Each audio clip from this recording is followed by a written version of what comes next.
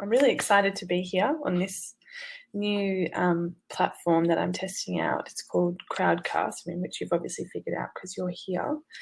And yeah, it's nice to see you. I'm just going to get my slides up. Who else has just jumped on? Trish. What a treat. Just find my slides. I don't have many. It's just really getting to know the platform and getting to see you guys here. And it is a nice backdrop, isn't it? I'm at Trisha's house. She's just in there. She's probably laughing. We are often messaging each other on Facebook between rooms. So what I'm going to share today might not be mega news for people, but I guess what I'm hoping to entertain is a kind of mindset shift around growing our businesses. And I know I had a bad VA experience, and then I was a bit tentative about how to grow my business. And we all want our business to grow and scale and, you know, maybe release a bit of the pressure of all the have-tos that we have to do. So I just thought this would be a cute way to introduce some of the tools that I'm going to be using in the next program that I run, because the next thing I run is going to be basically my method that I use when I manage clients' content, and I want to teach people how to use that for themselves. So this will be a training video that people could come back to later on and just start the steps gently. So I'm going to try screen sharing now. It's all very exciting.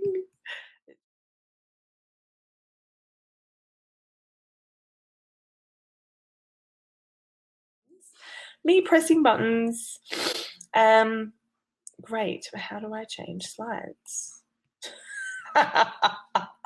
Oh, yes, the tech queen. It's good that I'm not afraid, right? Just to be a complete drongo. Oh, great. Okay, I'm going to navigate them there. So the main reason I wanted to introduce you to the robots is because we need to grow a team. So, you know, I was on a business growth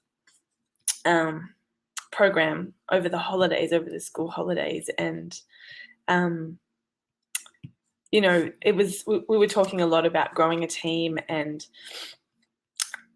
how to scale up, and the discussion came around to, well, when can you employ somebody? And one of the women, who is an amazing business development expert, was saying basically once your business gets up to 200,000 a year, you're the main employee. But obviously, I mean, I can't do everything to even get my business up to 200,000. So then when you get up to 400,000, then you have yourself a full paid employee and this other full-time employee. So that's a bit intimidating when we're just starting up, or when our businesses aren't hitting those money targets yet.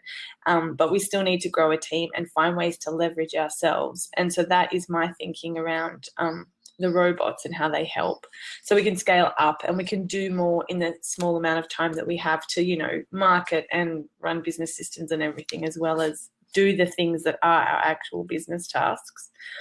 And like I said, I had a kind of not so great VA experience where I was new and I hadn't had a VA before, so maybe my communication wasn't great and the VAs weren't really meeting my expectations, which is probably all very normal. But, you know, sometimes also we've got our clients, we've got our family and friends, and then we've got so much going on with people. The thought of having to manage a VA or manage another person to grow our business can be completely overwhelming and not a thing that we really want to have to do. So that's another great reason to use robots. Robots can help us save time and just stay calm as well, just to stay in that place where our energy is good and what we're sharing with other people is really on a good vibration, because we're not struggling and we're not, you know, feeling all the have-tos, and basically it's about getting to be a badass boss lady, or, you know, a loving boss lady, or whatever it is for you, but just to be really conquering the business game. And for me, it's about systematizing and preparing for that next team member. So what you can do with the robots is you can get to know them and create something that is duplicable, and something that you can do again and again. That's much easier to hand over to another person than just having them walk in and go, oh yeah, well, this is what I do and how I do it, and then trying to have to invent a system. So if you start working with the robots first, then when the time comes later, it's much easier to hand over. So my number one favorite robot is Buffer. It'd be great if you want to keep going. Oh, look, there's heaps of chats. How exciting. Hello, everybody. Oh, that's so nice. I love Buffer for scheduling for a couple of reasons, and I'm going to just show you it. Hopefully, you can still see me. Because Buffer does this really cool thing where you create social media posts, and then from Buffer you can post to a whole lot of different social media platforms.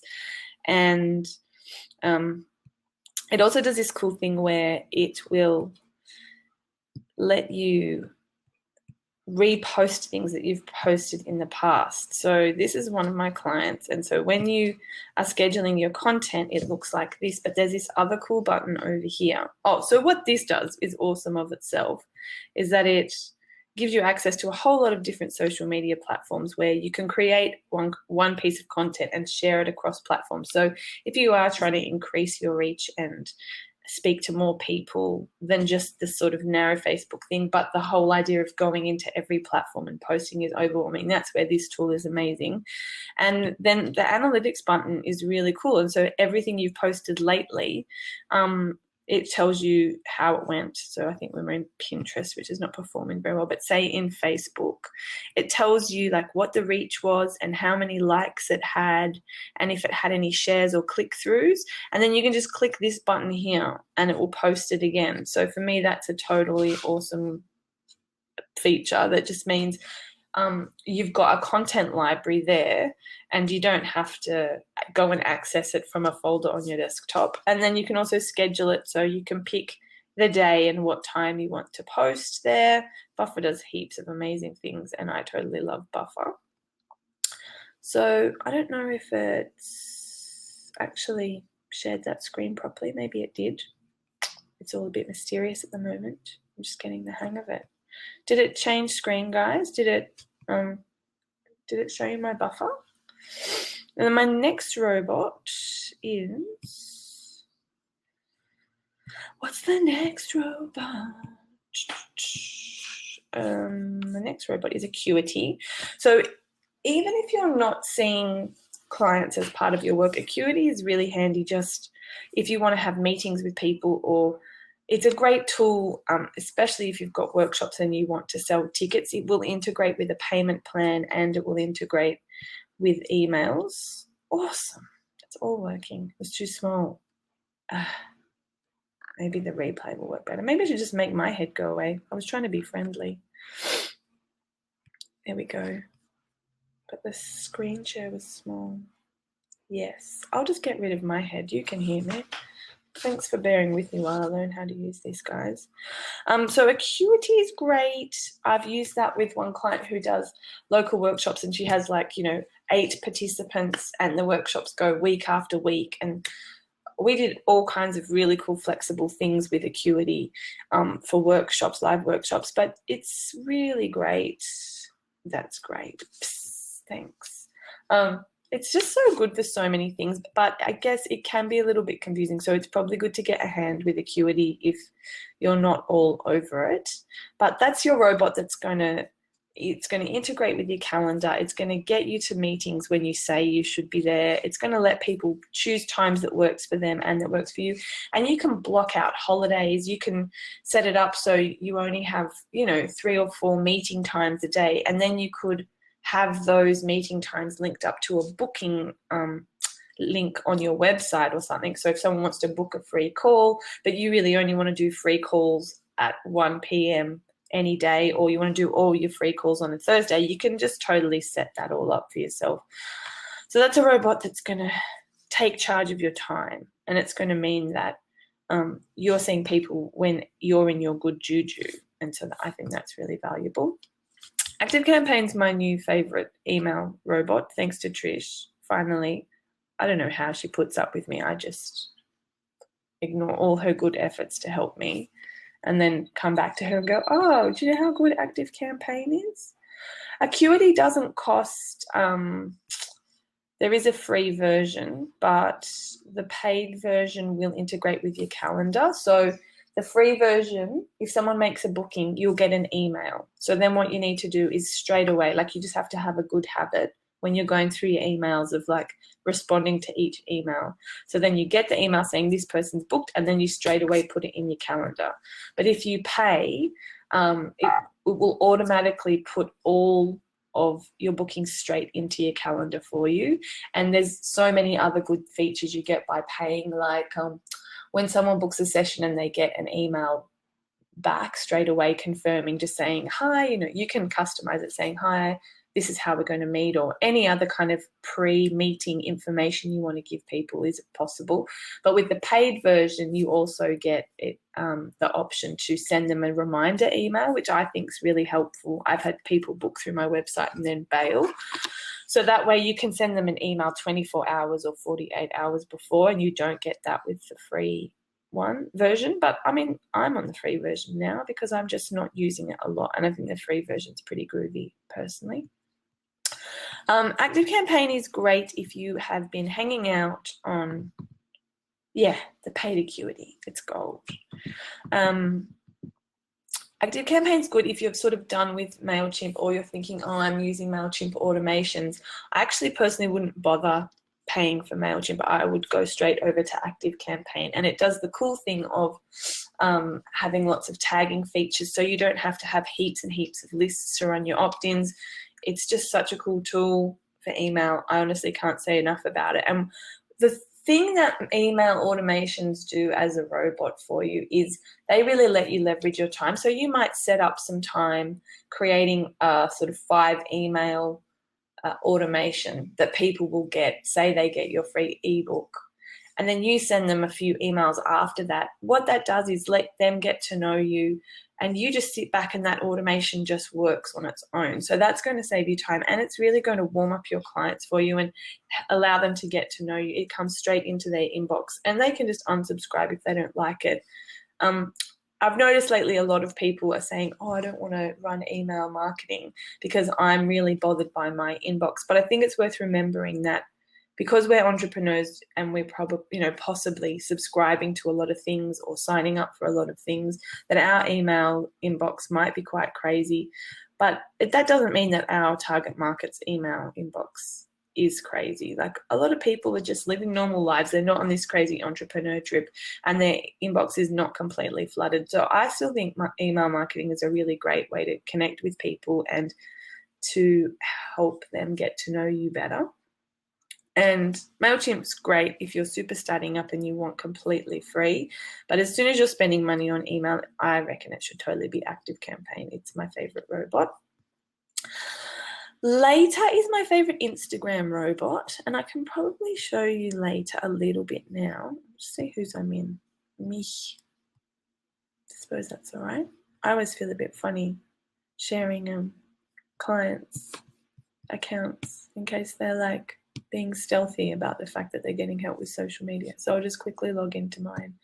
Personally, I think if you're at the position in your business where you're getting help with your marketing, you're obviously a complete boss, and that is worth shouting out. But not everybody feels that way.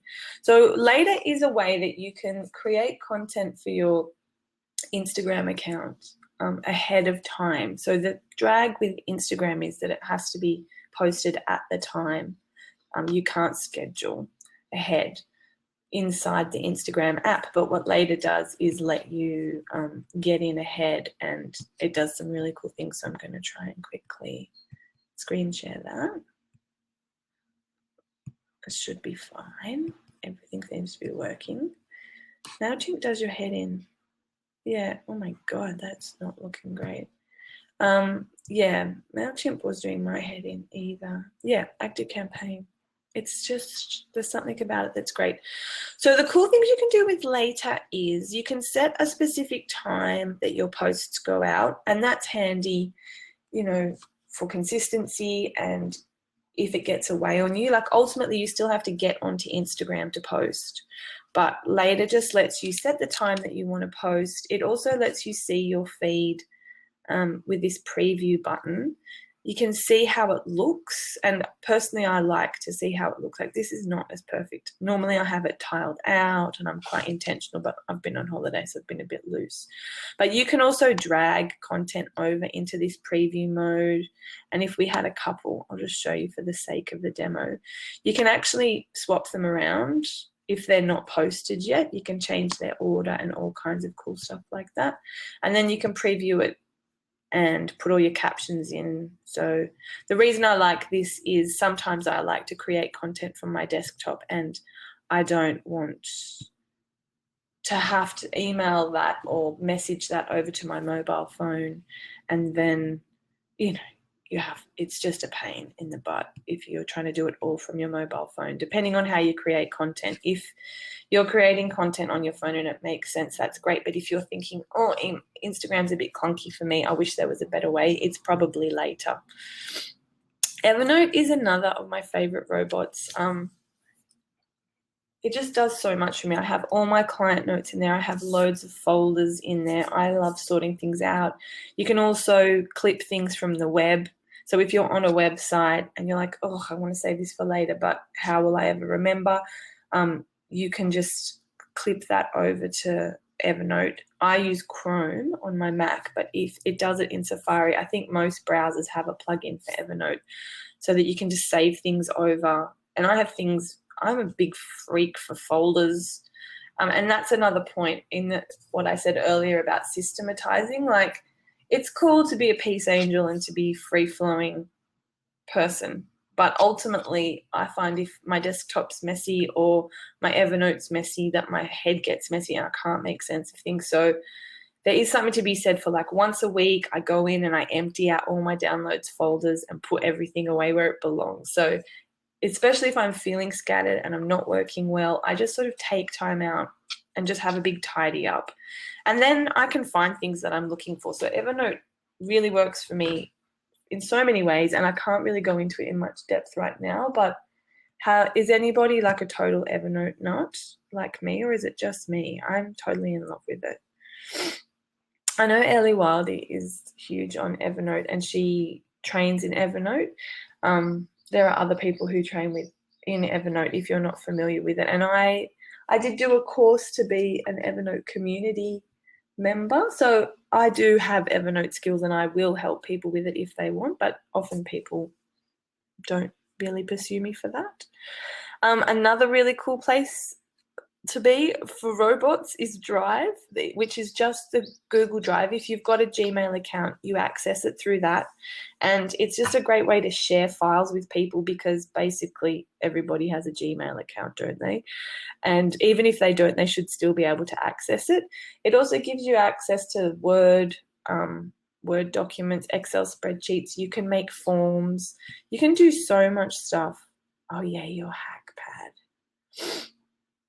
You love Evernote, but I'm not. Yeah, I guess even just using it a little bit is helpful, even if it's not to its full potential. I still haven't checked out HackPad. Probably, Trish, in a year I'll come back to you and tell you how amazing HackPad is, and you can just laugh at me.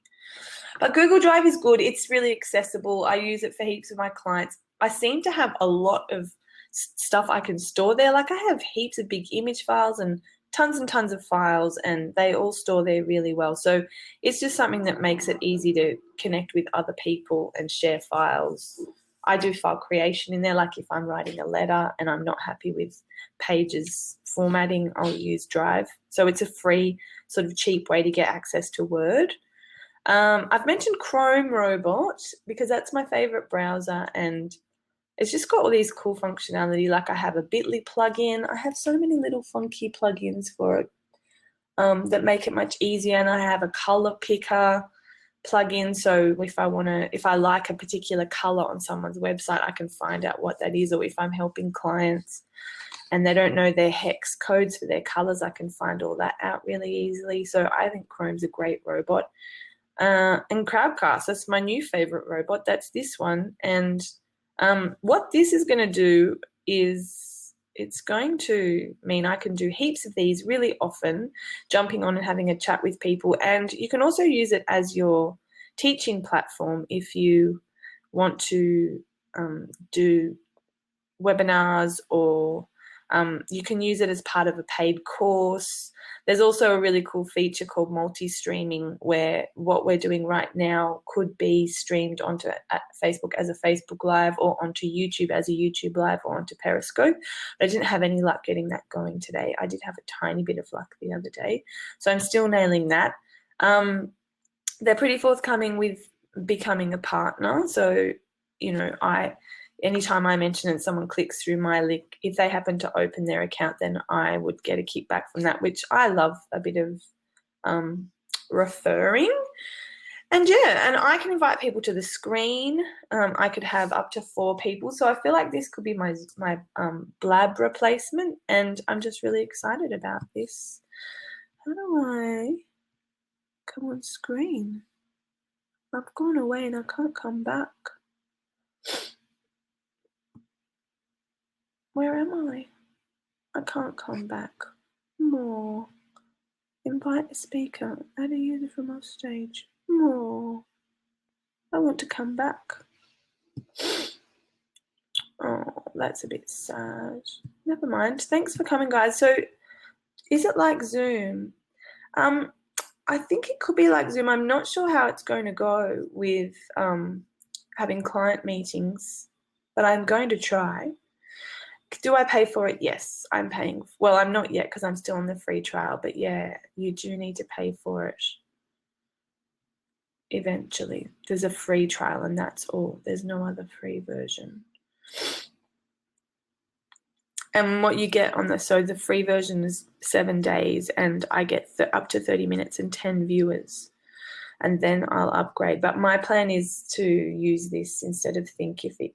I'll probably get rid of Thinkific soon and use this as my e-learning platform, because every crowdcast I do will get recorded, and then I can have them unlisted or public, so people can go and find them if they find me in crowdcast. Like if you follow me now, if you just hover over my face icon, you can follow me, and then anytime you go on or I go on, you'll get notified that I'm on, and vice versa. So whoever you follow, every time they go on, you get a little message like, oh, so-and-so is just going on now. So that's quite cool. Yeah, I'm pretty impressed. I used it with the Tara Gentili course, so that's why I liked it. I liked what she did with it, and I think it's a cool way to get on to Facebook Live when I get it to work.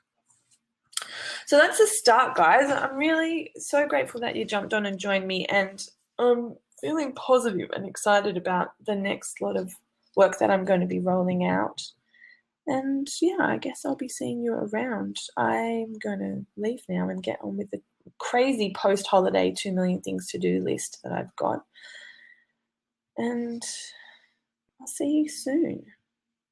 If there's no other questions, thanks for coming. I wish I could show you my face again. I just can't quite figure out how to get my camera to come back on. So I have a little bit to learn about how to make this bad boy work. I think I shouldn't have turned my camera off before. The drip part.